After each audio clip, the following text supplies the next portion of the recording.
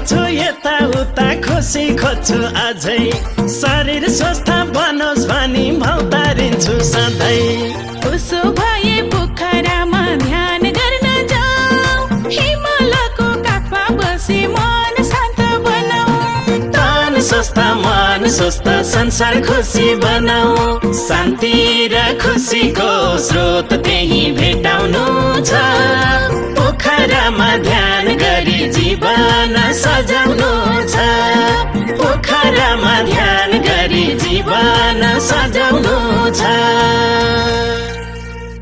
यही आउँदो फागुन 11 गतेदेखि 17 गतेसम्म पोखरा रंगशालामा हुन गइरहेको विराट चक्र विज्ञानमा सहभागी बनौं।